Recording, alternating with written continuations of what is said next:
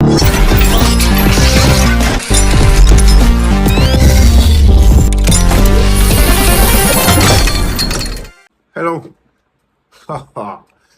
Well, we got to do what we have to do, man. All right. So, there's a post-match analysis: Chelsea versus West Ham United. Um, not a good day for a lot of Chelsea folks. I mean, if you're a Chelsea fan, definitely it's not a result you wanted. Almost every Chelsea fan wanted to win. Like myself, I would have loved for Chelsea to win, but I mean, sometimes it happens, especially in rebuilds. But just before we go with the tactical analysis, thank you very much for choosing the counter press. My name is Fiifi-Manfred. It's Fiifi-Manfred on YouTube. Do what to like, subscribe, and share. It's Fiifi-Manfred on YouTube. Fiifi-Manfred on YouTube. Fiifi-Manfred on YouTube. Do what to like, subscribe, and share. Share. Turn on the notification button. Turn and choose all so that once every other video drops, you get it. The last video was why Mason Mount. You need to check that out. Mason Mount is not Manchester United's problem. It's there. There's another video of the Chelsea pre-match preview. That's also there. And we are going to do today's post-match analysis in just a position with what happened in the pre-match analysis, right? So the things we had right was that we were able to predict the first lineup correct for Chelsea Football Club. The same starting lineup against Liverpool, and also a lineup of West Ham United, literally almost the same. So Alphonse Areola imposed. There was Naif Aguerd and Kurt Zoma, Emerson, and then Kufal, where made up the back four. But then what we didn't get is the fact that Lucas Paqueta, even after his investigations, was going to play, and he did play alongside Sushek in as a double pivot. Then right ahead of him it was James Ward-Prowse. They had Bowen, Said Ben Rama, and of course Mikel Antonio. Chelsea, Desasi, Levi Cowell, Thiago Silva, Malo Gusto, Ben Chilwell, Conor Gallagher, Enzo Fernandez, Kani Chukwuemeka, Raheem Sterling, and then Jackson. Now, with Chelsea shape, it was 3-1-6 in possession. The same shape as Chelsea played against Liverpool after the 30 minutes. This time, they were playing against a mid-block West Ham United side that were going to sit back. So it means that Chelsea weren't purposely going to be present in this game. They were going to have loads of possession. So Conor Gallagher wasn't really in trouble when it comes to progression of the ball in the first phase of build-up.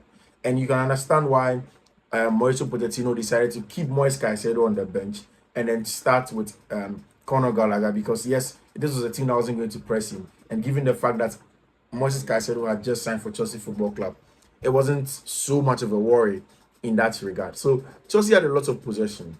Now, when Chelsea were on the ball, sometimes it was, like I said, a 3-1-6 shape.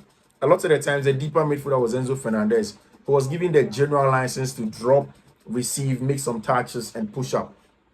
Now, what is really telling about the Chelsea team is that now Chelsea play with that three-man at the back, Axel Desasi, you have Thiago Silva, and inside, and then Levi Cowell. Now, one of the biggest issues I had in this game is the fact that when Pep plays with the three center backs flat, or sometimes four center backs, and has one inverted, so you can have three center backs.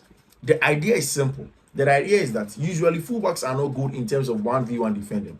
So you want your big robust center back to be there, not necessarily for any other reason. You want them to be there to defend against tough, pacey wingers, and then of course attackers. Now Chelsea failed at that.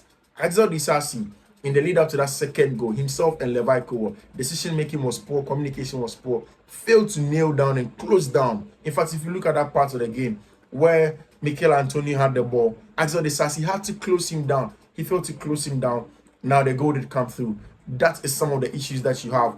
That's what you expect more from Axel Disasi. So in the second goal, I have issues with him. Also, I have problems with Robert Sanchez, his positioning for that second goal. Now, so those were the basic details of that goal. The first goal, however, if you look at how Chelsea played, we mentioned in the pre-match tactical analysis that Chelsea should be careful of set pieces, because if you have Zuma, Aguerd, Mikel Antonio, Susek, Kufal, these are tall, bulky, big people who are also the aerial ability and the threat. Now, Conor Gallagher is defending Naif Aguerd, who is way taller than him. I don't know who set up the Chelsea defense, but a lot of the attention, if you look at the corner kick, in all honesty. They were blockers who had pulled a lot of the attention from Thiago Silva, Axel De Sassi, Levi Kowa to the first pool. Because if you look at that corner kick, which I would like to show a picture of, most of them were at the first pool. Leaving Naif Aguero to tackle the last pool, left with Conor Gallagher. He cannot. The leap of Naif Aguero. Go back and watch how he defended against Cristiano Ronaldo for Morocco in the World Cup. He was so good with matching Ronaldo's leap. His leap is there. And Conor Gallagher was never going to be able to win him. Even in that as well, there were blockers. Himself and Ekani Chukwuemeka were supposed to take them on. By the time they turned, they were gone. So that is it. The basic mistakes of this game was what cost Chelsea this game. The three centre backs were able to have done this job well. The Sassi hasn't really thrived in his 1v1 defending. On the ball, he has been good. By his 1v1 defending, he was literally ripped apart by Luis Diaz against Liverpool. And this game also, Mikel Antonio took him to the cleaners. Now, again, one of the reasons why Chelsea needed Moise Caicedo so bad was for him to shield in front of the back four. He did that. And you know, at high level football, when you're playing games like this, when the chances come, you need to take them. Chelsea had loads of chances in the first half, dominated the ball, but then failed to convert the chances. And that's what it is. The inexperience that creep in. The fact that Chelsea weren't able to make the best out of their purple patches in the game. And then it came back to hands them. The fact that there was no recognizable DM in front of the back four. Yes, I understand. When Moise Caicedo did come on, he was a pale shadow of himself at Brighton. But you cut him some slack, right? Because he hasn't had a proper preseason. Look at all the things around him. Mauricio Pochettino tried to keep him on the bench to bring him on later. But it didn't materialize. And that's what it is. Now, Kani Chukwuemeka went off injured. And I'm so worried about that because apart from Nkuku, he's the last number 10 that we had. That's why I was so eager about Michael Olise. Chelsea needed Michael Olise to get into this team so that he gives them some depth in the creative areas of the game. Now he's not there. Chukwuemeka is injured. Nkuku is out, also injured. The creative hub of the game is gone. You bring on Mihailo Modric to play as a number 10. He's not that guy. So I'm on Friday, Chelsea and another game, I think against Luton Town. In that game, Mauricio Pochettino has to find a way to play Lavia, Caicedo, and then Enzo Fernandez, so that Enzo will be the number 10 ahead of them. Else there's going to be trouble that's going to loom for Chelsea Football Club. I think this game is down to personal mistakes. It's down to the fact that this team is inexperienced. Axel De Sassi, for one, I think he has underrated the physicality and the physical levels of the English team because maybe if he was big and bulky, so he should be able to win all of those duels. But then really, these are not duels that you just win. You need to be tactful about it. Even Moise Caicedo, when he came, he didn't play well. Chelsea gets a penalty and miss it. These are the times that you need to win and score your penalty. Chelsea scores that penalty. The dimension of the game changes. Westham will come after the equalizer. Once they do, you get a lot of space and time to play into. You don't, and you go chasing the game. Westham are masters of the dark art. Sits down. The only space they give you is from out wide. You need to cut through them, and you need some level of precision to be able to do that. So essentially, it is what it is. It is the baptism of fire for the English Premier League, and welcome again back to the English Premier League to Mauricio Pochettino.